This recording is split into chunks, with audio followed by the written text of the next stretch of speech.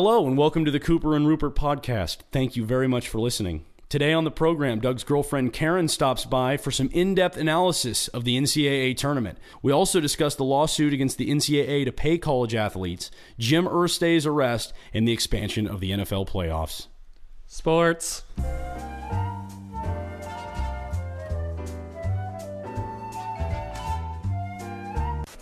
You got a favorite Laker? I love Kobe Bryant because I want him to have sex with me. Woo! It's gone! Oh my God! Well, you know, you always give me a hard time. You don't never give me the credit I really deserve. You're good at commentating, so stick to commentate. Let me do the fight. Here we go. Welcome. Thank you for listening. This is the Cooper and Rupert podcast. Today we are joined by Karen, and I know that you're all concerned about our health because of the earthquake on St. Patrick's Day 2014, but we survived, everybody. We're here to do the podcast. We lived through it. She screamed. She woke me up screaming. No, one scream. Yeah, I had one solid scream. I thought I was going to die. I couldn't help it. It was a big one. We had a 4.4 earthquake this morning. The epicenter was just a little bit northwest of UCLA, kind of by the 405 is what I understand. And is that why there's a stove in your living room? Now, I have a stove in the middle of my studio apartment, but that has nothing to do with the earthquake. Oh, okay. I manage this building that I run at. As you just saw, I had to go light my neighbor's pilot lights because when the earthquake happened, that tripped the earthquake release valve that they have under the building. If the ground ever shakes, the gas comes right off.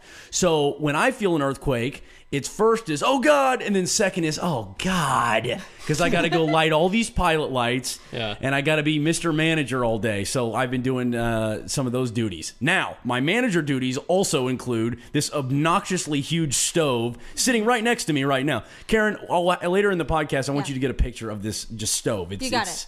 Mm-hmm. You can't miss it. It sticks out like a sore thumb in this room. Yeah, I mean, it's a stove in a living room. But because of this, the owner of the building, let me backtrack. The guy who lives upstairs, he had a stove, this antique stove, which is right behind me. That stove is very difficult to light the pilot lights, and it's kind of sketchy to leave the gas on to keep the pilot on. Yeah. So he just didn't feel weird, and he could have lit the pilot every time, but because it was made in the 40s or whatever, that you have to like reach your arm all the way into the back to light the pilot and turn the oven on.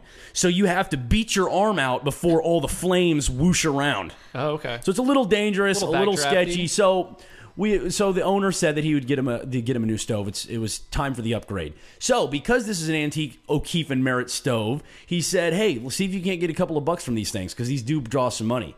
So I have it up on Craigslist right now. If you're listening and you'd love an antique stove, well, boy, I've got one for you. Maybe we'll put the Craigslist ad up on the website. I mean, I think people are expecting this March Madness podcast, to start with stove talk. It's stove madness. Yeah.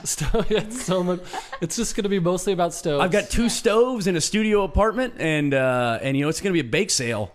Basically, I think this could be a new career path for you. We'll be slinging some flapjacks and some baking constantly. Oh yeah. So March Madness is about cookies.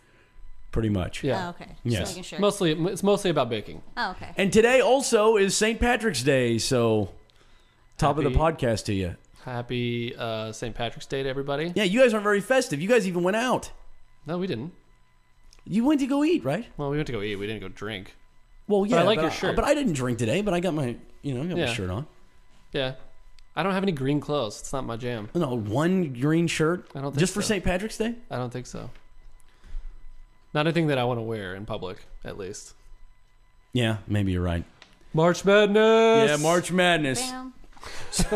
With the earthquake and St. Patrick's Day and stove, we now bring you the reason that we're all here, and that is March Madness, baby. The brackets came out last night at 3 p.m. Now, we're doing this podcast late, and I know that you're upset listening to this podcast, but Doug needed at least 36 hours to review the brackets. Is that correct? Yeah, I mean, I got to get my calculators out. He didn't advanced metrics. He didn't want to do it last night. He needed a little bit more time to review. So I'm actually very anxious to hear what everyone's got for their brackets. Same here, by the way. Yeah. I needed a lot of time. Karen needed a lot of analyzing, so we waited. So we did it today on the Monday, but of course normally we do this on Sunday nights. But tonight we're doing it on a Monday night, and but now we've got March Madness bracket time. So let's get right down to it. I just want to get right to the nitty gritty, Doug. Who is winning your tournament? It was a tough decision, but I just cannot go against Florida. And I know that's boring, whatever, but... Do you have a final score? I didn't do that yet. Can we do that right now? What do you think it's going to be? We'll write that down. You got a pen? Let me grab a pen. You got one? Got one, Karen? All right. Final... 74-63. 74-63. Write that down. Sure. That's just for tiebreaker purposes. We're having a bracket challenge, and we've got Doug and I in on it, and Karen in on it, and one other person. I'll let you know who's gonna play the game as well with us. Okay. Karen, who do you have winning it all? It says on our bracket right here, World Peace. World Peace. Yeah, I mean, and then I crossed it out for $1 billion. So so what team have you got? Oh, is that what I'm picking? Oh. Well, it's a tie between Syracuse and Villanova. She also has in the Final Four between Syracuse. How does she have Syracuse and Villanova playing in the championship game? They're on the same side. No, she said in the Final Four she also has Syracuse and Villanova. And it's a tie. In the middle she just wrote tie. Okay. So Wichita is going to win because... okay, so you got Wichita coming out of the Midwest. Yeah, and I think that... Who you got out of the West? I can't pick. Well, I picked Syracuse because I had an ex-boyfriend who was a fan of Syracuse, and that's all he ever talked about. Yeah, they got a decent team. And I picked Villanova because I've never heard of it. So I think I'm going to go with the underground and go with Villanova and Wichita. Villanova and Wichita State. That's going to be the title game. Villanova, Wichita State. Yeah. And who you got? I think I'm going to Wichita. Wichita State, the perfect season. All the way. Okay, so we got, Wichita State to do the perfect season. So you got the Shockers, Florida. I've also got Florida. Final Fours. And I want to stop this just a minute because I know you people are judging us because we're talking brackets right now, but this is what we're supposed to do. I hate bracket talkers, but this is why you listen to the podcast. We'll be done with it after this. Yeah, I mean, we're not going to go through pick by pick. Yeah. So who's your Final Four? I got Arizona. Yep. Louisville. Yep. Michigan State. Yep. Florida. Interesting. Yeah. Okay. And then I got Florida, Arizona. Okay, we have a strikingly almost identical. I know. Bracket. When I looked at it, I was bummed because I was not very excited. Yeah, no, not at all. Not a lot of drama. And so Karen, of course, we talked about Karen earlier in the podcast. You actually never watched any games before. Not any college basketball games. She's never watched any college basketball games, but so we got her on the bracket. I have about 20 reasons as to why I picked some of the. Okay. Give us a few of your reasons of why you liked some of the teams. Okay, well, I'm gonna go with my favorite one, North Dakota, for Dakota Fanning and I Am Sam and the Runaways. Okay, so how far you got North Dakota going? Dakota. They play OU first round, by the way. That's the 12-5. She has them beating Oklahoma, which I guess and that's it. Have. Yeah. Okay. Yeah. So you got North Dakota, and then San Diego kicked their ass because San Diego. I like Chargers. Yep, they're in the same town. Okay. There's Baylor. Yes. I had a college professor named Naylor, so I'm gonna go up for that. Okay. She was really good, and I feel like Naylor, Baylor, it only makes sense. Yeah, those sound similar. Those are similar words. Let's see. I actually have Baylor going pretty far myself. I have Baylor in the Elite Eight. Me too. God, I know. This sucks, man. I know. This isn't exciting at all. We're ruining this. Yeah, it was supposed to be all jacked up, and then we have like the same bracket. Okay. One more person's in the bracket challenge as well. Okay. Today I decided, it'd be good, get out in LA, see the community, get some fresh shiny faces in, maybe just some random guy might be pretty decent. So I walked around Vermont, walked down to Sunset Boulevard, and ran into to what now is a good friend, Walter. Walter doesn't have a home. He's actually kind of living at the corner of Vermont and Sunset. So you can say what's up to him if you need to. So I asked Walter for $9 if he would be willing to take some time and fill out a bracket. So I went to Walter, and a few things stick out on Walter's Does Walter have it? Walter's bracket. Walter doesn't watch the games. No, but I was surprised. He has a radio, and he likes to listen to sports. Okay. So he knew that Louisville won it last year. He also knew Arizona was the preseason number 1, which I don't think that they were, but I gave it to him. Yeah. He also thought that Florida was the number 1 overall. That's as much as and he knew that the tournament was starting on Thursday and Friday. When I initially went up to Walter, he said that he hadn't been following basketball for 3 or 4 years. But then progressively he was getting more knowledgeable as he was filling this bracket out, which I thought was kind of unusual. But I think Walter might have been enjoying some adult beverages as well. I don't really know. But what I liked about Walter's bracket is he's actually got a strikingly similar bracket. He's actually his Final Four is the same as yours, Doug. Oh, that's good. That's comforting. But he kind of on the left side of the bracket, the South and the East region, he only filled out half the games. Oh, okay. That's an interesting strategy. Yeah, it's a very unique strategy Walter has. He's got Florida, Pitt, UCLA, Syracuse, Kansas advancing, and no one else, none of the other teams. So like VCU, SF, Austin, that game is he didn't pick that one. We have to assume maybe like a bomb like or something. New Mexico, Stanford, not really, and he did the same for in the East region. He's only got 4 teams, and he's got a couple of things that I really like. Very interesting picks he's got. For example, he didn't pick the first round of the North Carolina Providence game, but then he's got North Carolina beating Iowa State because he's got North Carolina over here in the Sweet 16. Okay.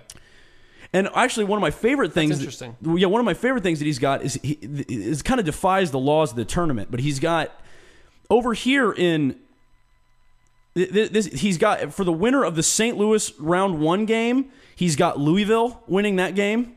Even though that's not who's playing in the game. Okay. And then he's got Manhattan upsetting Louisville. But then it's funny because in the first round, so let me of the 4-13 game that he picked on the east side, he's got Manhattan advancing. But then he's got Louisville reappearing in the Sweet 16. Okay.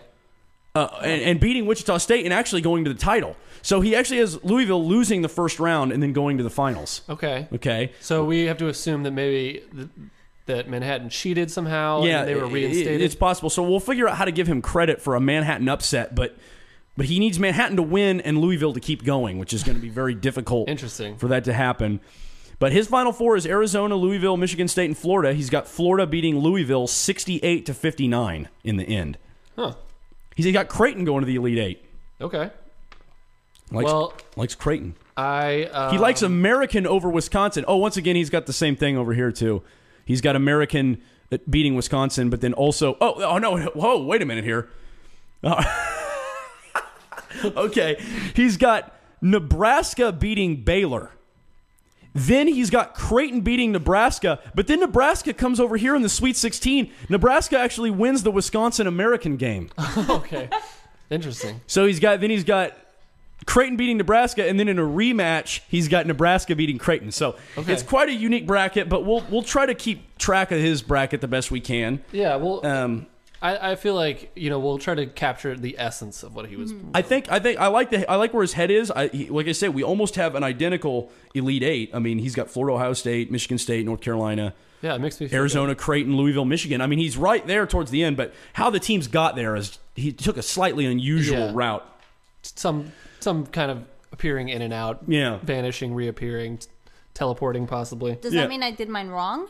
Well, no. It means that I think you filled yours out, and I think you completed your bracket. So we've got... For the most part, yeah. So we've got Walter, who likes to listen to AM 570, and if he wins, I'll probably run down and tell him that he won the challenge. Okay. If we did. And if you'd like to go see him, of course, at home, you can see him at the corner of Sunset and Vermont pretty much 24 hours a day if you'd like. I asked him, I said, hey, I said, what's your name? He said, Walter. And I said, hey, where are you from, Walter? And he goes, right here. Nice. I was like, I meant originally. He's from Connecticut. Awesome. I didn't ask him how he got here. Walter sounds like he's got it on point. I mean, that's a good Final Four. Obviously, I think so. Yeah. Since it's the exact same as mine. Yeah. So props to him. Yeah, he'll be listening. We probably took very different paths to arrive at those results, but Yeah, I love that. I didn't see that I was reviewing the thing, but I didn't see that Creighton, Nebraska thing till just now. That's actually really funny. So, what did you think about just how hosed Wichita State got in their bracket? Did Now, that upset Wichita you? State. Okay, when I thought about Wichita State, a lot of people, I think it's appropriate. The Midwest is the toughest region in this thing. One of the toughest regions I can ever remember. It's hard. That's a tough ass region. I think Wichita State, like I say, the tournament's the equalizer. Like every game's tough when you get here. When you get to this stage, when you get to this, every team, if they lose, they're out. When you get everybody with their back against the wall, every game's difficult.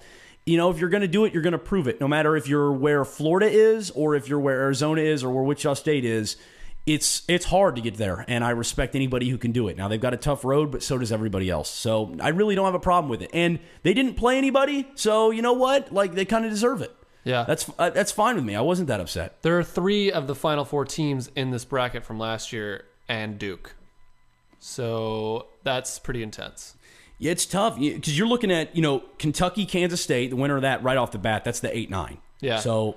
And you might get your wish, Kansas State. And I might, and I'm actually kind of looking forward to it. I wouldn't mind playing them.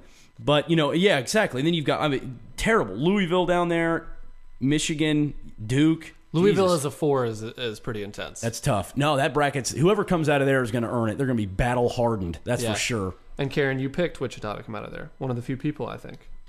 Yeah, I like. I saw on ESPN, though, there was like 8% of people had Wichita State in, which was like 4th on the list for most like... That 8%. A lot of people had Florida. That was like 22%. And then it was like, I can't even remember who it was. Kansas might have been next, and then Wichita State was like 3 or 4. So like a lot of people are picking them. I mean, as opposed to the other teams. Yeah. So what would your ideal championship be? Would you like to see a Kansas Wichita State? No, not at all. I would like Kansas to lose in the first round. Okay. I didn't know if you would like them. No, well, like ideally, it'd be Kansas State versus anyone. That'd be the ideal championship yeah. game. But like I say, I'm not too passionate about anybody. I'd rather not see Florida, Arizona, but that's what I picked. Yeah. That's kind of how you have to pick the bracket, right? It's kind of a crapshoot, but at least pick 3 good teams to make it. Grab onto a couple to make it that are going to be 1s or 2s, and then in the first round just pick a couple of upsets.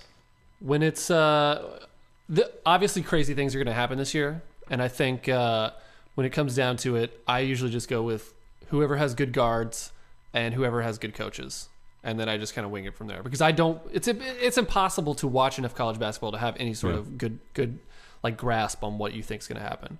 I mean, there are people who do it, but I mean, obviously we are not those people. That's right. Now, here's a stat for you. I want to read a few stats for you guys.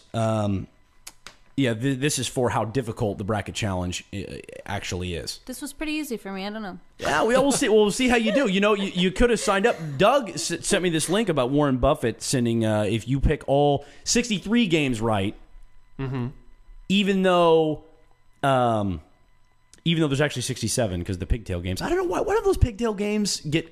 I feel like people don't recognize those. Yeah, it kind of throws a wrench in the whole thing because you can't pick upsets in certain spots. Like you can't pick an NC State beating, advancing to the next round because you're not even sure if they're going to win the first game to be in that game. Well, yeah, but it's tough. That's dumb. Well, it's what you got to have. It's just nobody cares about those games. It just dilutes the excitement of it all starting on Thursday. I like it when it all starts on Thursday. Let's just go. Yeah. NC State's not going to win the tournament anyway. Who cares? I could be talked into it either way. Yeah. Well, you say that VCU came out of a playing game. They made it to the Final Four that one year. That's rarely going to happen. Well, we've been playing pigtail games there's always been one pigtail game, but then they made it 3 years ago? Yeah, well, 4 years ago. The first pigtail game it hasn't been around that long. Well, it's usually because it's 16 seeds. I don't know why they have play-in games for the 11 and 12. I'm saying that shouldn't it be all the 16 seeds have the play-ins? It's bubble teams. Yeah, I think you're right. Oh, anyways, if you pick all 63 games, Warren Buffett's just going to give you $1 billion straight up, and just out of his wallet. Yeah, and I was thinking, there's probably costs. You probably have to have $1, and it's going to be ridiculous. And nope, free. You can go there right now. Yeah. It actually it was a little difficult to find, but I think Yahoo is the one who does it. But I put one in. Yahoo. I submitted my bracket, the one I got right here. I submitted it. I'm turning it in. You're pretty. I'm turning mine in. Yeah, let's just give it a shot. See what happens. So it's $1 billion on the line. World peace. That's a good thing to root for. Yeah. That's more noble. I think it is fair to say nobody has a bracket quite like yours, Karen. And it's very unique. She has SF Austin going to the Sweet 16. That's not out of the realm. That's not out of the realm. Outside of the people going to SF Austin right now. What's wrong with the underdogs? Nothing. We see it all the time. Long Beach State last year, they made it to the. Did they make it to the Elite 8 or did they get just the Sweet 16? Gulf Coast made it to the Sweet 16. Florida Gulf Coast. There it is. Yeah. Those teams pop out of there every now and then. It's not that out of the question that they'll be in. That's the thing. You always know what kind of craziness is going to happen, and it's impossible to pick that craziness. That's the whole thing. It's just that's why it's so hard. You know something crazy is going to happen, and then you try to guess what that will be, and your guess is never even remotely close. No, it's tough. This tournament makes fools out of everyone, even the people who get paid to do it. But also, along with the $1 billion things, the reason I signed up also. Not because I thought I was going to get a perfect bracket, but because there's the top 20 are going to get $100,000. Oh, okay. Wow. So I'll definitely get at least $100,000. Yeah, so you'll be getting a nice $100,000 check. I could use that money, that's for sure. But here's a few interesting stats about the tournament.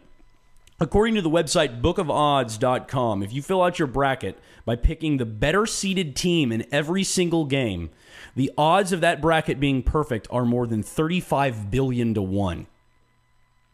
Okay.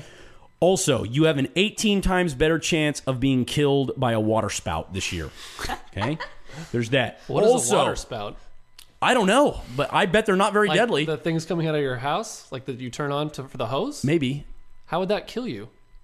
I don't know, but how are you going to pick a bracket of 35 billion to 1, you know? I guess that seems possible. Maybe you 35 billion to 1 getting by a water spout. I don't know. You pass out over the sink and fall in and maybe you drown. You're watering the lawn and you get tangled in the hose and you fall and you hit your head on it. Yeah, you strangle yourself in the hose, or I don't know. You drink too much. They have that's a thing. You can die of like water overload. Maybe you just drink too much water, like. You get passed out and the water's just draining in the back of your throat. Yeah, I guess that's a likely scenario. Yeah, but being 35 billion to 1 it doesn't seem like it's very likely that that's how you're going to die, but that's your odds. Also, are you sitting down for this? Yes. Just 1 second. Everybody sit down. There are more than 9.2 quintillion combinations. Okay. That a bracket can be filled out in. 9.2 quintillion. What kind of number is quintillion? How many zeros is that? That is 9 followed by 18 zeros. That's a lot of zeros. So there are more than 9.2 quadrillion opportunities for you to get it wrong. Hence that whole stat you were saying about if a printer printed off a different bracket it would take. I did, but I didn't even know it was this high. I thought it was like 3 or 4 billion. Yeah. That's insane. 9 followed by 18 zeros. That's how many different things are. Also, even if you just eliminated all the brackets that had a 16 seed winning even a single game, so just every bracket combination besides a 16 winning, there is, which of course has not happened. That is still talking about enough paper to build a trail from Earth to the moon more than 1 million times. Okay. So there's no way to scam it. No, you can't print out a bunch of stuff about it. There's just not enough combinations to do it. And then you'd still have to pick the combination. So whatever that was, it's just there's no way to do it. 9.2 quintillion. You couldn't go through. Let's say you had 9.2 quintillion pieces of paper somewhere. I don't even know where you could store that many pieces of paper. But let's say that you used the Pacific Ocean and used that 9.2 quintillion pieces of paper would not fit in the ocean. There's no way. I don't know how much space a piece of paper with 9.2 quintillion. I mean, if it can go to the moon 1 million times, there's just not enough space.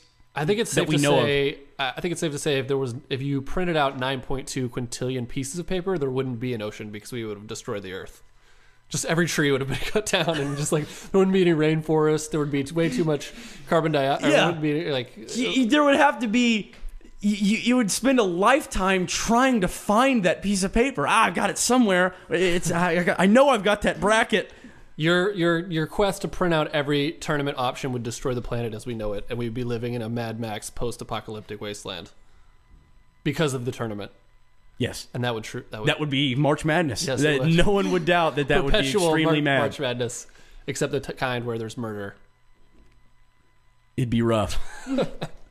I still feel pretty confident about my choices, by the way. Wichita State going perfect. I'm almost rooting for that. I'd love to see Wichita State Arizona knock did it a all pretty out. good job in my bracket, and then Wichita State did a pretty good job. You have Wolford beating Michigan. That's ballsy. Who? Never heard of Wolford before. Sounds like Wilford, the show, close enough. I don't know that school. They're playing Michigan in the first round. 15-2 has happened before. Yeah, it happened Couple last year, times. in fact. And then 2 times, 2 years ago? Happened to Duke once. Duke I and remember. Missouri. Yeah. Last year, a 2-1, right? I can't even remember. Seems I'm usually like really drunk when the tournament's going on, so I mean my history on that is just. They start at like 9 o'clock in the morning. I know. I have a problem. I have a serious problem. No. Are you going to be going out? I'm going to try, dude. I mean, it's my favorite time of the year, basically. You going to get into a fight? That's you. That's your world. Oh, it's my thing. I forgot about that, yeah. That's all you, son. So the interesting thing about the Warren Buffett bracket that I thought, or like the article in Forbes about the Warren Buffett bracket, was that it was such a rich guy Forbes article. Like it was about it. Like the article just said, like, okay, so if you win, you get $1 billion, and the odds are really, really high.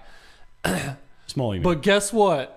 Uncle Sam's gonna take $390 million out of it, and there's pretty much no way to get around the tax.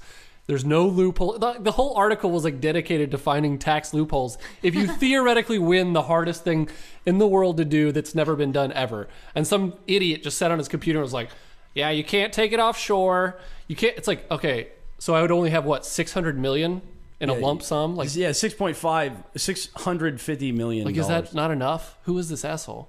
Yeah, no, that'd be fine. You know, I'd give it to the government. They might be able to put a dent in something. I don't know. Yeah, maybe they could build like a road for it.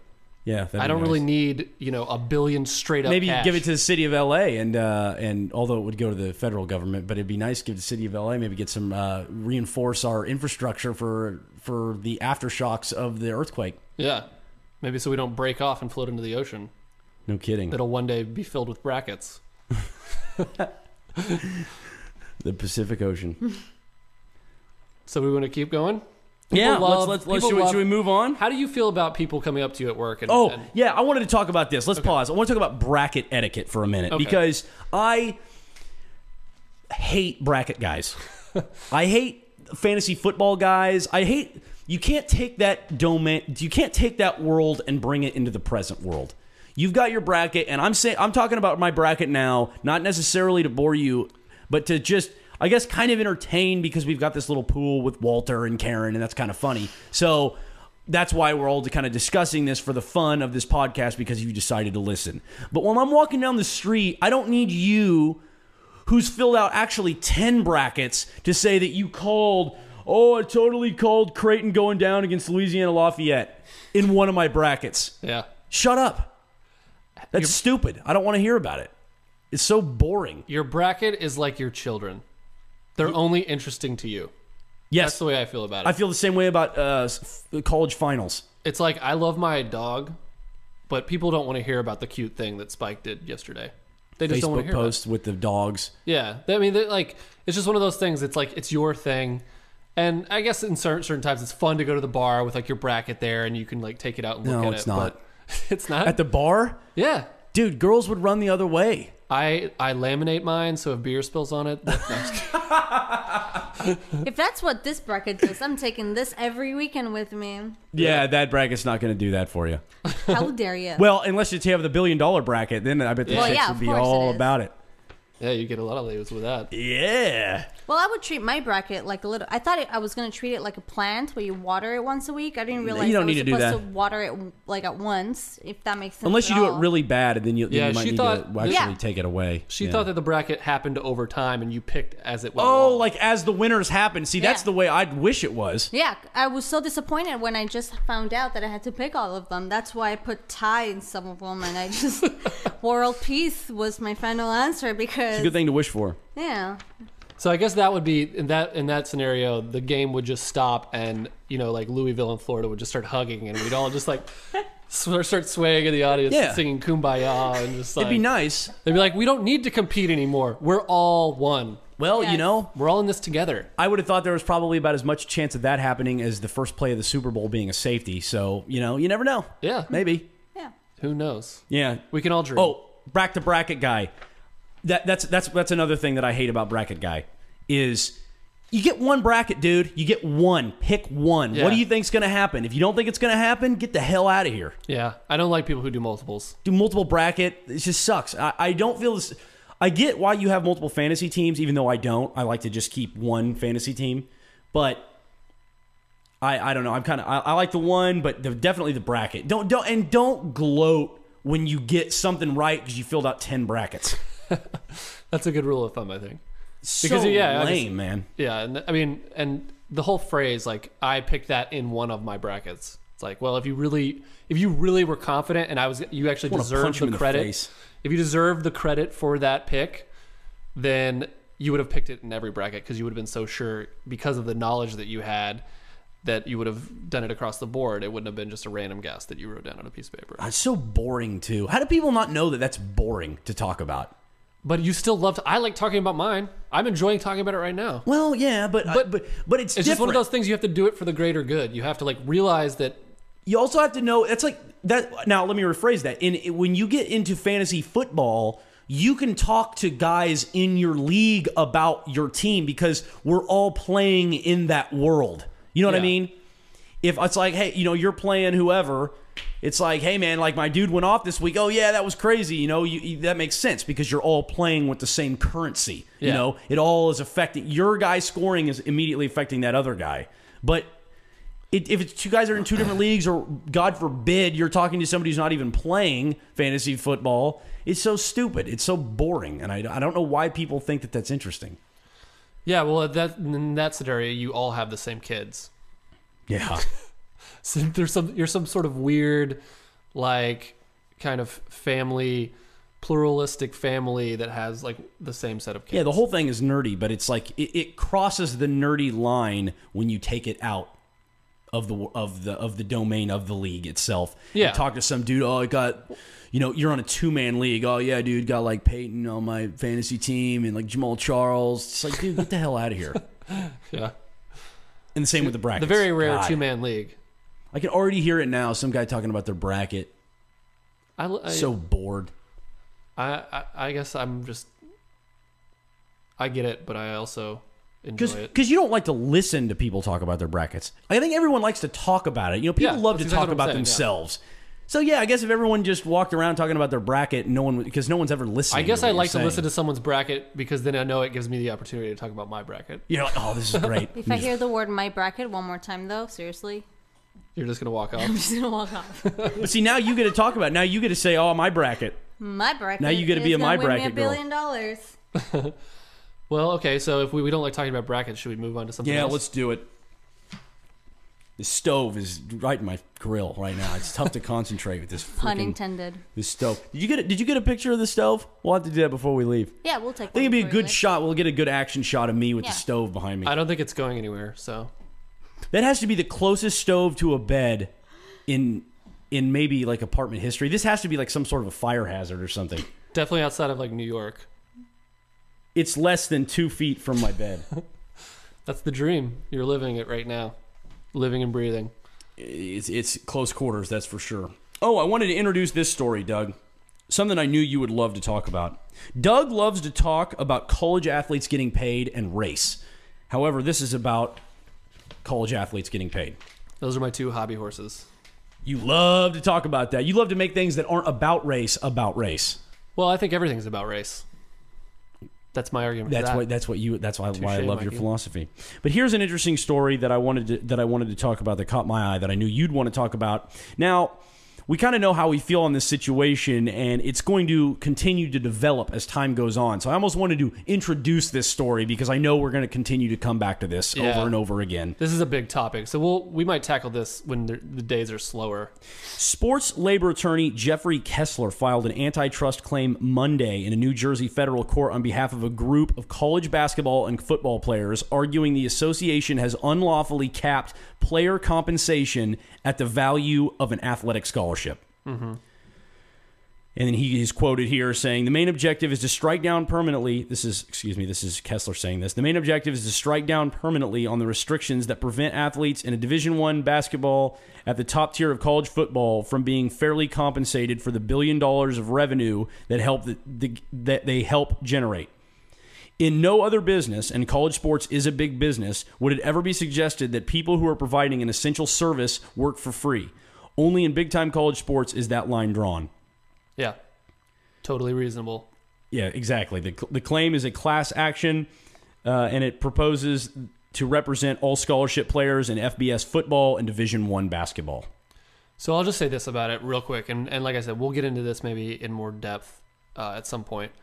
But I recently watched this documentary called Schooled. It's on Netflix. I highly recommend everybody checking it out. But basically, we've been kind of brainwashed into thinking there's some level of purity to the student athlete, that, oh, this is what it's about. Like, they're here in college to play and be a part of, learning and at the same time participating in athletics that build camaraderie within the school, et cetera, blah, blah, blah, bullshit.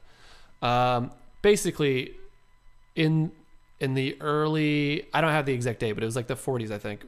40s, maybe early 50s. This whole student athlete language was specifically created because they knew that down the line they would need a legal precedent to deprive players of the money that they rightfully deserve. And I think this is all that this lawsuit is trying to counteract. That whole stupid, just made up notion about the student athlete, because it's not fair. And that's, the reality, I think. I think you have some valid points there. Thanks. However, know that I disagree with this. Yeah. Although a lot of people might not have heard me talk about this. We had one episode that we got deleted, so I can never remember if that's the episode that we talked about this. But I am not about paying college athletes. Now, I think I take every angle pretty selfishly when it comes to sports. About every one of them, I think of my personal benefit. Okay. And when you start playing college players, things start getting complicated. And now, if you want to pay each, like we talked about, if we want to pay each however much, X amount of dollars, and no player can make more or less than that, then that's fine with me. If they're all going to be paid the exact same amount of money, that's perfectly fine. That's good. But when you start talking about revenue from jersey sales or ticket sales, or finding out some players are worth more than others, that's when the weight of the big programs with a lot more fan base and a lot more, especially those huge stadiums, they can make a lot more for a big time player. And smaller schools then don't have a chance to get those players because they know they're going to make more money at a big school. That's the issue that I would want to avoid. But if you're going to give them, $1,500 a week or something or whatever it is, but every school, no matter what, has to pay them the exact same, that's fine with me. Go crazy. Knock yourself out. And I would just say to this, just because something's complicated doesn't give you the right to screw people over. And if they, use a little creativity and put their thought into it, if they actually cared about the students getting paid, and instead of actually just wanting to use it as an excuse not to pay them, which is what they're actually doing, then they could come up with a system within a year. If we can create a government, if we can create all these incredibly complicated, interwoven systems, we can come up with a way to pay. I have all the faith in the world that they could figure out how to pay these guys. I have all the faith in the world they could figure out all kinds of elaborate situations to give this much money to Johnny Manziel or to give this much to Tim Tebow, but to give this little to a third string guard. But what I'm telling you is the second that you can pay players a different amount is the day that small colleges like the one I went to are screwed. Just ball game right there. You're never getting to land a big recruit again, because any big recruits that can play big time college are going to go to schools with more revenue like the one you came from. Well, I have an idea for this, and we'll get into this later, but there are ways that you could counteract that. And also, just to say this, just because the Yankees have the highest payroll doesn't mean that, sometimes the Pittsburgh Pirates have a better record. Yeah, but they also have 26 titles. Yeah. Pittsburgh, do they even have one? I think they have one. Maybe back in the 1800s before there was any teams. They seem like they're a really old team. The Pirates, they've been around for a million years. My point is, you'd rather be New York than the A's, but the A's do it because they have to have the smartest GM of all time, balancing the books, and they get it done. But it's Yeah. a lot easier when you're just throwing money at the problem. Well, and baseball's just basically a totally free market. I'm saying there are other ways to do it. You could do something more like NFL, where you have dispensation, salary cap. There's all sorts of ways to do it, and we could talk about that later. But I will just say, just because it's complicated doesn't mean it gives you the right. Well, I should have rephrased, but I didn't mean. I meant it gets complicated in the fact that once you start paying them, there becomes a new complex of issues that happen, And- not that they just can't figure out where to send the checks to. I think they could do that. And then let me make one more point. Just because there's student athletes now, I mean, Kansas State hasn't won a title, You're right about that. so it's pretty much going to be the same always. I disagree. With when pay comes into it, I think it's over. Well, Kansas State, now they haven't won a title, but they have remained competitive. and I think they could anyway. And they you guys don't get the best recruits anyway. And that's a separate issue. We've got a completely different situation going on with our head coach and everything that goes on over at K-State. We win, but it's in a weird method. We almost have like a Billy Bean-esque type leader of the thing. So our rules that normally apply to other schools that are smaller don't necessarily apply to us because we do it in an unusual way. There are ways around it, but wouldn't you like to be Texas when you walk in and you've got a 100,000 seat stadium and your fan base is the biggest in the country, and it's just like, hey man, jersey sales all over the place, and it's like he's already going there because he's got the dollar signs in his eyes. Well, okay, fair enough, but I don't want to get into this pitch right now. But I mean, okay, here's We're here. All right, let's just We're yelling. we're screaming at each other. So how about this? Each school, it's a tier system. So your number one recruit, let's say these numbers are just off the top of my head, so they're not. I haven't seen if they would be viable or not, but whatever. So let's say to your number one recruit, you can offer 6% of revenue sharing. Everything down from there. The next guy, your number two recruit, you could offer him 5.8%. The next guy, 5.6%. The next guy, so on and so forth. So your number one guy, you would probably get the best player because you could offer him the most money.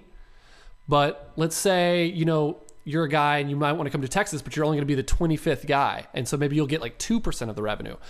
Whereas you could go to Boise State and get 6%.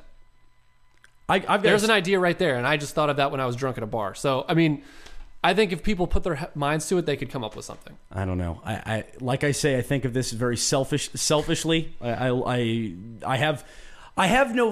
think that these players, they're doing a lot of work and they probably do deserve some compensation, but I think that that's what their education's about. Now it's probably undervalued for what they're providing, but at the same time, man, it's still a hell of a benefit. Well, the thing is that those kids aren't going there. They're not getting educated. They're not. The schools aren't taking their education seriously. Who says that they're not?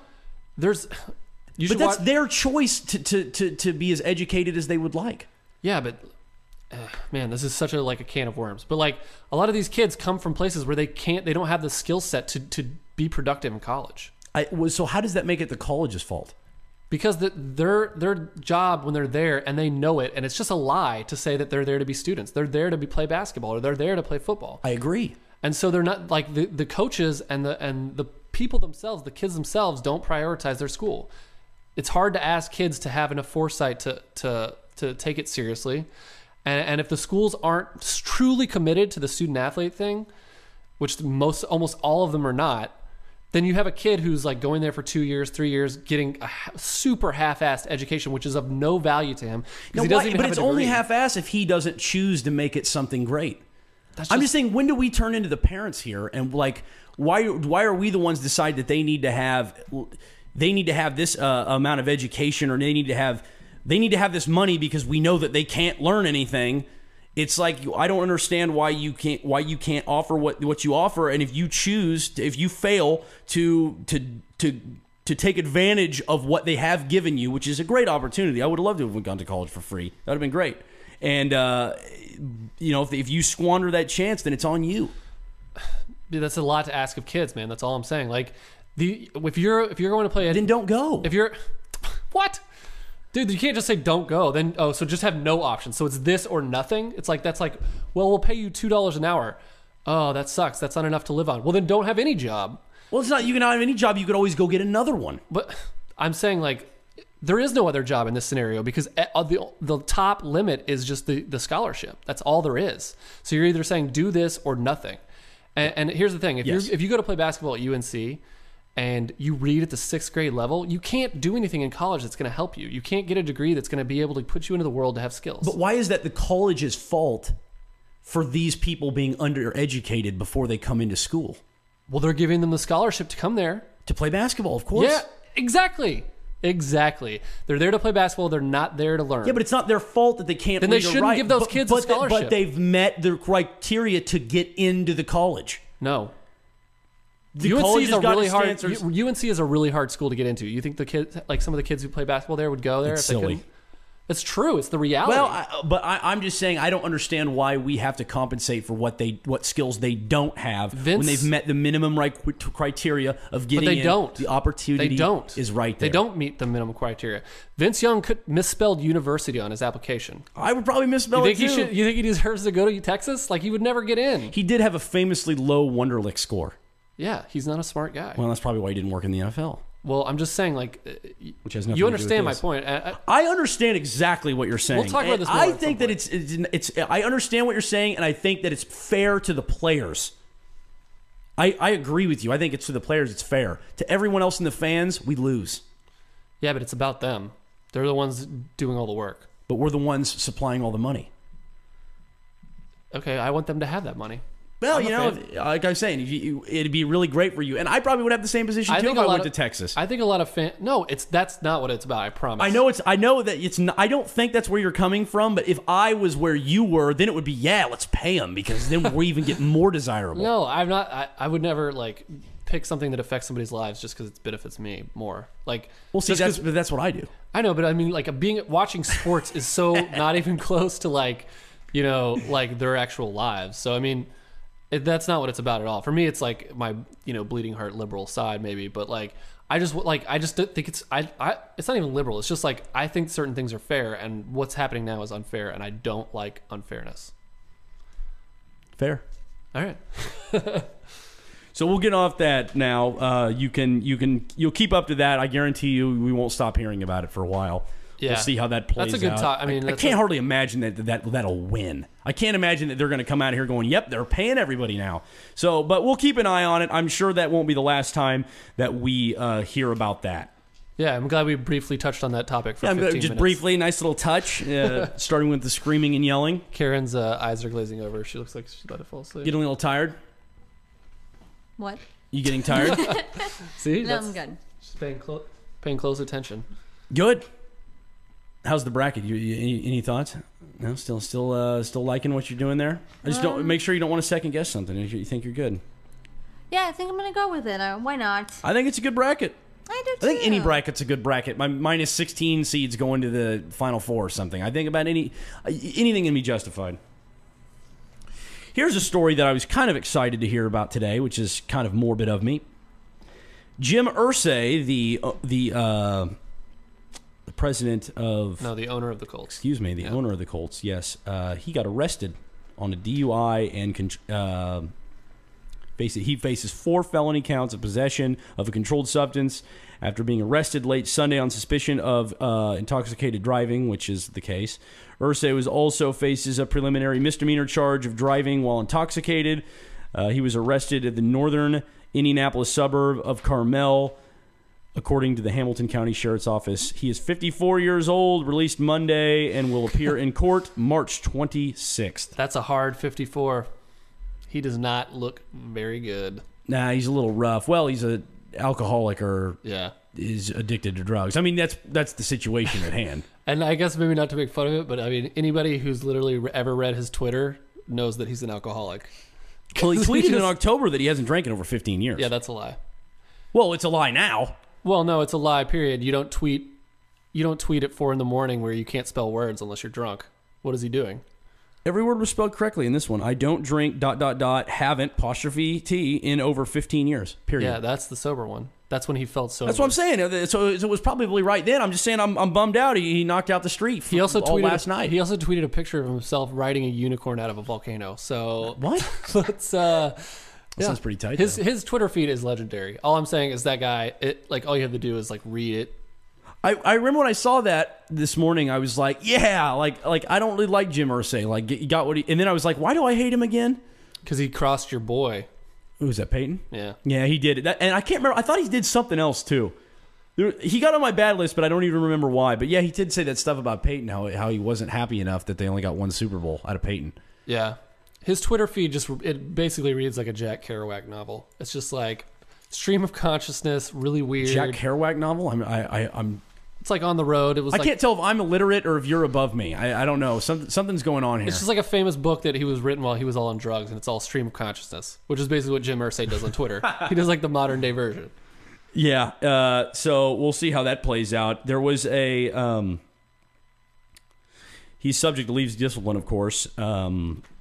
I'll be interested to see what happens with that too, because I think Goodell's got to come down hard on him. Well, the Detroit Lions president Tom Lewand, who was suspended, he was suspended 30 days and fined $100,000 in 2010 for, I believe, having a DUI as well. Okay. This will probably be similar, I presume. Yeah, just don't. It can't be viewed as preferential in any way, because it maybe should be even harsher than it is for the players, because he's the guy running it all, and he's supposed to set the example. Of course, and so he'll get punished by the league. It doesn't sound like he's going to get any jail time. People talked about jail time, but I don't think he's not going to. It's unlikely that he'll serve any time. He's rich. Thought this was an interesting stat. He is the 7th Colts player or official to be arrested since January 2010. Yeah, they get crunk. I don't know. Is that high? A lot of office parties. I don't know if that's a high stat or not. There was no context with that. I mean, I don't know. I bet most teams probably have something like that. Yeah, probably 7 in 3 or 4 years. I mean, maybe there's just a culture of just getting. I mean, he looked pretty crunk in that video. Did you watch the video? I did, and let me tell you, the worst thing about this whole thing, I think, Jim Irsay looked the worst with that shirt on. Yeah, it was like a weird affliction. Yeah, he had that like it was black collared shirt, but then he's got like that kind of dragon, weird lines. Kind of got that. It was like a cross between like an Ed Hardy affliction thing. Oriental look to it. Can I say that? Is that offensive? Is Oriental offensive? I don't know if that's ideal. Can I say that? I don't know. I don't mean anything by it if it is, but it's kind of got that. How would you? I mean, maybe like I understand the pattern you're talking about. Yeah, I know. I can't, but I'm trying to verbally describe it. It's like I know what it. Everybody knows what the Ed Hardy thing is, which was kind of that style. Yeah. Okay. Yeah, it looks terrible. Yeah, horrible. It looked like it was a button up, but it looked like he was going to try to wrestle somebody. It was weird. Terrible. That was like the first thing I noticed. It was like, God, an owner's wearing that shirt? Yeah. And now you can understand why the fact when he said, I haven't drank in 15 years is a lie. A bum would. You don't buy it. He bought that shirt drunk, probably. He probably did. Yeah, you don't buy that shirt sober. It's a terrible shirt. It's just really a bad one to get arrested in, And yet perfect to get arrested in. Exactly. Although I was kind of disappointed he didn't get pulled out of the car, and he had like a Colts jersey on with like number 1 on the back, and it said Jimmy or something. Like it was just so, because like having a football jersey on just by itself makes you look like you've had 3 DUIs. Just wearing one in public, you like look at that guy and you're like, that guy has been arrested for because adults shouldn't be wearing jerseys. Yeah, and we talked about this last time, but the football jersey is the worst offender of that category. Yeah, I think you're probably right. Yeah. Or the fat guy who is like the jersey, he can't get the shirt buttoned because he's so fat. Have you seen those guys? Yeah, like if you're wearing a sports jersey and you look like you've never played sports, that's not a good look. No, it's not. And neither is that shirt. I wouldn't give that to a homeless guy. What do you want to talk about next, buddy? Something that gets me mad. Mad as hell. How we doing? Yeah, we got about 10 minutes left. Okay, good. This always gets me upset. The NFL playoff expansion. When I saw this, my reaction was no. No. Just at your computer? Yes, that's literally. I was so upset. I hate the idea of playoff expansion because what you're. Let me read the news story and let me tell you why I hate it. The NFL would like to get it to about 14 teams as opposed to what it currently is. Currently is now at 12. The topic is going to come up over the owners' meeting next week. They're going to discuss this. Mm-hmm. According to Peter King of Monday Morning Quarterback, he said that he's hearing that it's probably a matter of when and not if. Yeah, because it's about money. Well, yeah, and it's not that I don't understand that.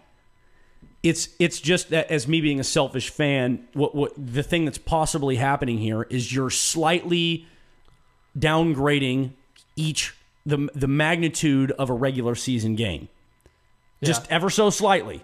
Now regular season games are just going to mean a little bit less because one more team comes in. Well, and who wants to have playoffs where there's like 7 and 9 and 8 and 8 teams in it? It's just that sucks. It does. It's annoying. I get why you're trying to make more money, but it's going to take away from the regular season experience just that much more. Yeah, I mean, it's pretty good the way it is.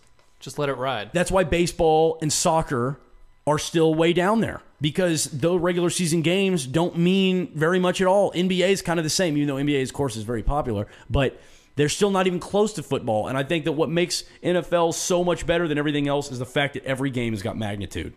Yeah. And when you start allowing nearly half the teams in the playoffs, now every game gets a little bit lesser and lesser, and that's just really annoying to me. They would have they would have 6 wild card games in total. 2s would play 7s, 3s would play 6, 4s would play 5s. 1 would have the bye. Yeah. And not the 2 anymore, which I do like. That's like the one thing that I like, is only one team gets a bye now. And this is the other thing that bums me out about it. It's just like they talk all this shit about how they care about player safety, and then they just keep trying to add games. Just another chance for people to get hurt. And it's just like, it's just so disingenuous and such a load of crap. They're very worried about concussions, because concussions, they don't care actually that players are getting concussions. They care that players are getting concussions because they're getting sued. They're tired of that. So there's a mutual interest. It's the players are tired of getting concussions. Well, I don't know what that means, but I mean, well, they don't want they understand that there's a risk, and they don't want concussions. Yeah. The NFL doesn't want the players to get concussions because they don't want to get sued anymore. Yeah, and yet they keep adding more games that can allow for more concussions. It's just disingenuous. It's like they were trying to push it to 18 games. They want to do 18 games and another playoff. This isn't terrible. This only adds just 2 more teams in the playoffs, and they'll be playing 1 more. I know, but this is the only way they can get away with it. That's why they're doing it. But it's just another money grab. The playoffs are great. Of course, they are. The league is super popular. Why would you change something that's working so well? They probably can get more money out of this. Like I say, I get why they do it. It's just really annoying because when we get something like this, something is taken away. Yeah. So yeah, we get 1 more playoff game. Whoop-de-doo. It's like, now those games late in the season when you're really high up there, they might not mean as much. More is not always more. Exactly. And that's maybe. Goodell said this on the playoff expansion. He said he said it's under serious consideration. We think it's one of the great things about the NFL, besides the fact that it's unscripted. Every team and their fans start the season with hope. You mentioned the fact that for 11 straight years, we've had to go from a last to first. That's unique to professional football in the NFL. That doesn't happen in other sports. That's because we have such a competitive league, and we want to keep that. That was his statement on that. Yeah, I mean, you can make it politicize it however you want. It could be turned down. It won't. Probably Guarantee not. it. Probably not. And it's going to be really sad, and it's going to make me really upset. But, I guess I'm glad that I saw this story so I could lessen the blow of it. Nonetheless, I mean, I'll be watching. Start preparing yourself for it. I'm just telling you, they better be careful, because they do add it to 18 and they add more playoff teams. It's going to turn into a thing. Now, there's nothing about the 18 games here. It doesn't sound like that's going to happen. It sounds like this could happen as soon as the 2015 season. Yeah, it will. Which is not this next one, but the next one after that. And then we can complain about it then. I'll be butthurt. I'll spend the whole time upset, but, what are you going to do? What am I going to write to somebody? Yeah.